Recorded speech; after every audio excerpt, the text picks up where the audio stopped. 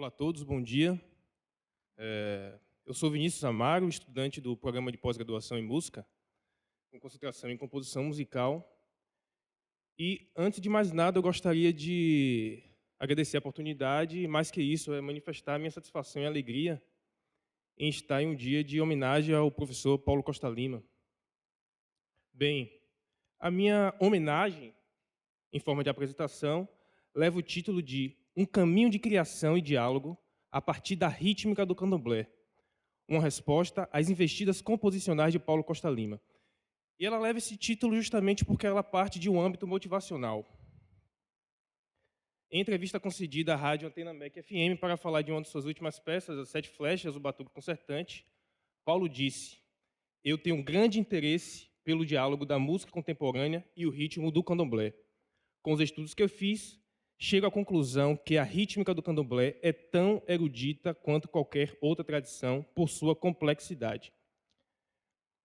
Eu prefiro dar uma ênfase aqui nessa parte. É tão erudita quanto qualquer outra tradição por sua complexidade, porque isso me levou a uma questão, que é justamente essa que segue logo abaixo. Como, numa concepção prática e objetiva, a perspectiva rítmica da música de candomblé poderia se encontrar com a noção processual da música de concerto? E é, na verdade, com o intuito de levantar ideias que possam responder essa questão que essa nossa homenagem se justifica, assumindo, de alguma maneira, a responsabilidade de colaborar com Paulo nessas suas investidas em relação à interface, composição de música de concerto e ritmo no candomblé. Isso nos leva a uma ideia principal, que é investigar o aspecto rítmico da música de candomblé na perspectiva do encontro de noções ou conceitos úteis para o universo da composição. Mas a partir de quais meios nós implementemos essa ideia? A partir da análise de músicas instrumentais do referido contexto, ou seja, do candomblé, posterior a um processo de transcrição focado principalmente nas articulações sonoras entre os atabaques. A gente vai entender melhor por que entre os atabaques, mas é preciso salientar que o processo de transcrição foi totalmente norteado pela uma perspectiva do encontro de processos composicionais. Eu faço questão de reforçar isso porque a gente sabe que a gente está lidando com o estudo de outra cultura e muitas vezes é necessário que se tenha uma vivência naquele contexto para que a gente assuma um novo olhar para com o processo de transcrições, como por exemplo. Então, nessa etapa, todo ele foi focado na perspectiva do encontro de processos composicionais. Vale ainda fazer uma espécie de contextualização sobre a música do candomblé, porque é difícil ver um músico, ou melhor, seria muito difícil ver um músico de candomblé ele escutando a sua música ou tocando a sua música como objeto de entretenimento, por exemplo, porque ela passa por implicações religiosas fortíssimas e está embutida em um contexto cultural extremamente complexo. A música no candomblé ela é geralmente tocada a partir de um quarteto instrumental, basicamente o quarteto instrumental. Pode parecer em grupos maiores, mas basicamente o quarteto instrumental formado por um gan, que é o agogô, né? Lá eles chamam de gan, e 3 atabaques, os conhecidos rumpi, rum, rumpi e lê, que são, respectivamente, o grande, o rum, rumpi, o médio e o lê, o pequenininho.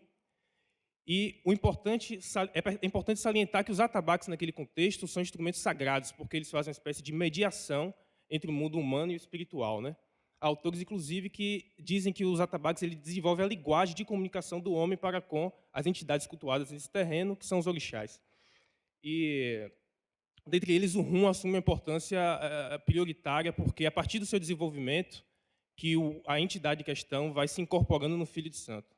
Durante esse processo de observação dessa relação de hierarquia entre os atabaques, na verdade o atabaque rum em todo o contexto da música do candomblé, a gente conseguiu observar atitudes rítmicas que podem ser traduzidas em processos compositivos, processos que podem ser úteis para o ambiente da composição.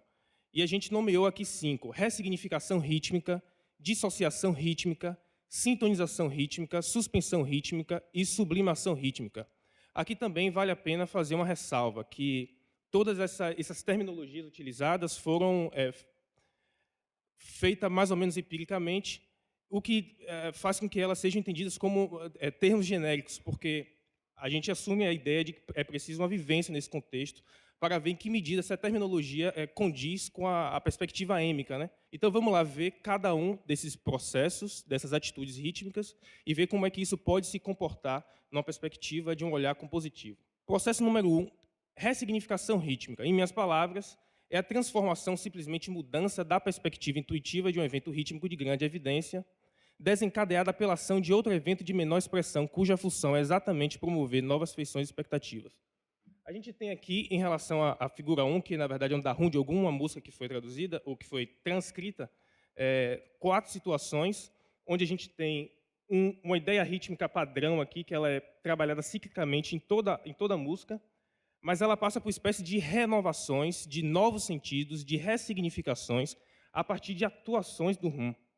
Esse rum ele apresenta elementos rítmicos capazes de promover novas mudanças, novas intenções rítmicas. Vamos ver como é que isso procede. Vamos considerar isso apenas como uma introdução.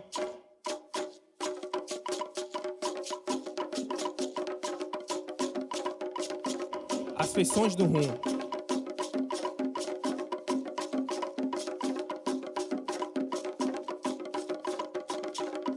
Uma nova feição.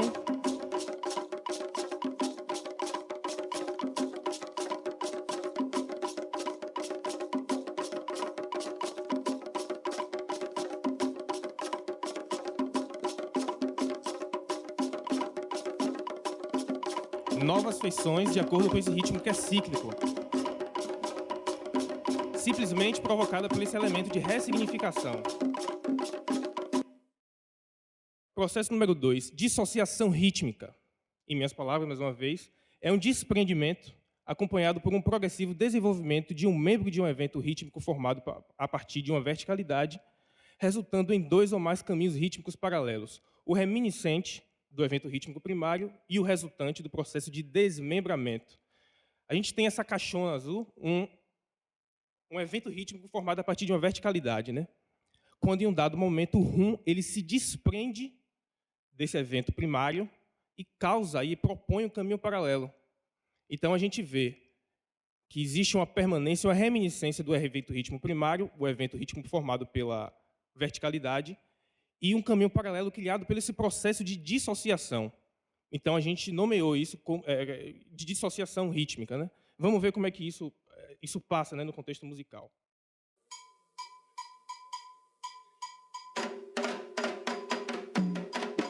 Esse é o evento da verticalidade, que é um evento único, e aos poucos o rum vai se desprender e criar um caminho paralelo.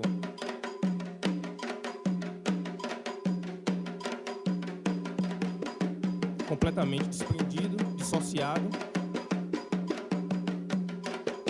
volta o elemento primário, o evento rítmico primário. Ou seja, isso é recorrente e é trabalhado consistentemente na música. E a gente entende como um processo de dissociação rítmica, né? Sintonização rítmica é uma espécie de ajuste de materiais rítmicos desiguais no que diz respeito às suas estruturas agrupacionais e de acentuação que outrora estavam dispostas a partir de uma perspectiva distinta e passam, então, a compartilhar de um mesmo princípio estrutural. Todo esse contexto aqui polirrítmico, a gente pode perceber que se comporta de uma maneira desencontrada a partir de uma própria textura polirrítmica, né?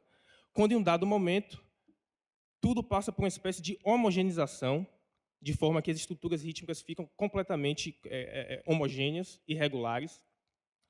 E isso é trabalhado também com muita ênfase e com muita consciência, é o que parece pelo fato da consistência que a gente percebe durante todo o processo, né, de transcrição, como se fosse um processo realmente de sintonização, e na música é estabelecido assim, sintonização e dessintonização. Ou seja, a gente tem um ambiente díspare, que é transformado em um ambiente completamente homogêneo, e depois volta a ser díspare novamente.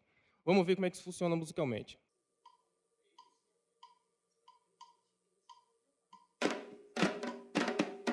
Considerando isso como uma introdução,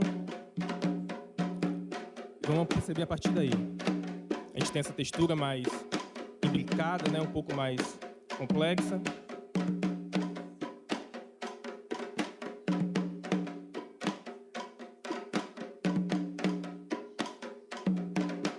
Quando, em um dado momento, passou por um processo de sintonização. As estruturas rítmicas ficaram sintonizadas a partir de então. E isso é regularmente trabalhado com muita consistência durante todo o processo de execução. Processo número 4, suspensão rítmica. É um estado de tensão provocado pela ausência de uma resposta a um estímulo ou impulso rítmico, resultante do não cumprimento de uma expectativa retroalimentada em evidências rítmicas precedentes. A gente tem esse elemento rítmico aqui, ó, que ele é capaz, a gente vai perceber isso, de promover a iniciação dos ciclos rítmicos durante todo o processo que é contínuo nessa música, né, no ukulele. Quando, em um dado momento, o tocador do rum, o alabê, ele simplesmente suprime esse evento, causando uma espécie de suspensão. Ele quebra a expectativa, ele causa uma espécie de tensão. E é isso que a gente está chamando de suspensão rítmica, que também, mais uma vez, é trabalhado consistentemente na perspectiva desta música que a gente vai ouvir agora.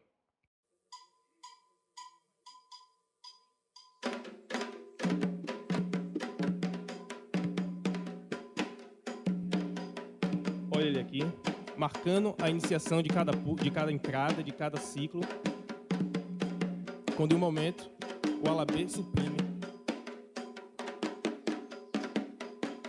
causando uma espécie de tensão, de suspensão rítmica. E aí ele volta a marcar esses impulsos de iniciação, né? E, para finalizar, sublimação rítmica.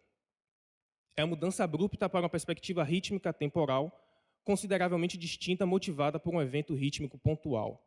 A gente vê nessa primeira etapa uma espécie de textura rítmica completamente linear, tudo muito marcadinho, tudo muito subdividido, quando, em um dado momento, existe uma ruptura com essa textura e a experiência temporal passa por uma leve experiência de não linearidade, tudo fica muito pouco picotado, tudo fica muito impreciso. E a gente pode observar que isso é sempre ativado por um elemento e desativado por outro elemento rítmico. Então, esse processo, essa mudança abrupta, para duas perspectivas bem distintas, a gente está chamando de sublimação rítmica. Vamos ouvir como é que isso procede na música, naquele contexto.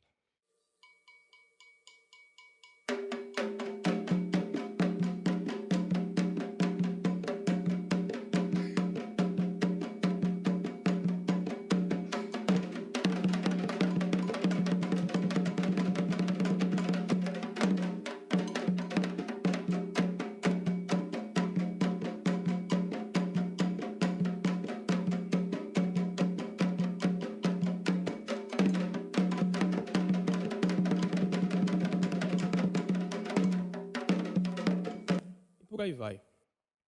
E antecipando uma próxima etapa que seria completamente dedicada à experimentação, à implementação desses processos, dessas atitudes rítmicas encontradas lá no ambiente do candomblé, a gente antecipou duas situações aqui, transformadas em dois exercícios composicionais. O primeiro, explorando a ressignificação rítmica, quando nesse papiano, né, quando nesse pentagrama correspondente à mão direita, no pentagrama superior, a gente desenvolve um gesto rítmico que ele é cíclico, ele perpassa por praticamente toda a música, e no pentagrama inferior, outros gestos rítmicos que acabam por trazer novos sentidos a esse gesto rítmico perene, né? Esse gesto rítmico que é transpassado por toda a música. Então, a partir dessa construção, a gente pôde obter ressignificações rítmicas, né? Totalmente adaptada àquela situação que a gente viu lá no início, na música de candomblé. Vamos ouvir para ver como é que soa.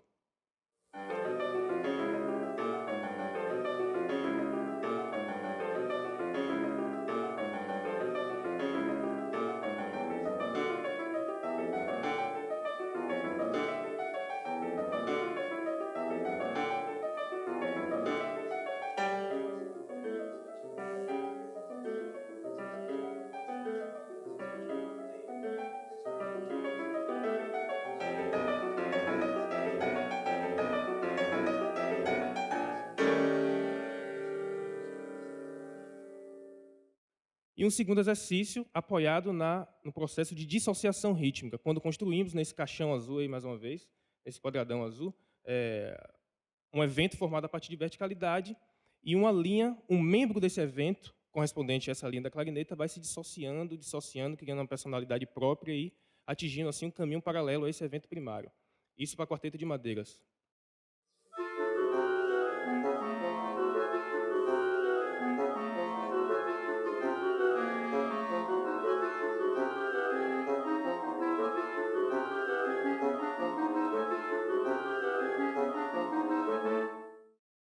Vale lembrar que a gente não quis aqui fazer nenhum tipo de referência muito direta ao contexto do candomblé, de maneira que a gente possa idealizar a opção de que esses processos eles podem ser adaptados a estéticas, a opções estilísticas diferentes. Então, como uma espécie de retrospectiva do que aconteceu, a gente parte de um discurso de Paulo, e a partir deste a gente levanta a questão e entra em campo de investigação da música do candomblé com a proposta de levantar ideias e conceitos, atitudes compositivas que de alguma maneira possa contribuir com o seu trabalho. E aqui estão algumas referências que nos ajudaram de alguma maneira a pensar, a chegar nessas conclusões. E é isso, obrigado. Aguardo possíveis perguntas para respectivas possíveis respostas. Obrigado.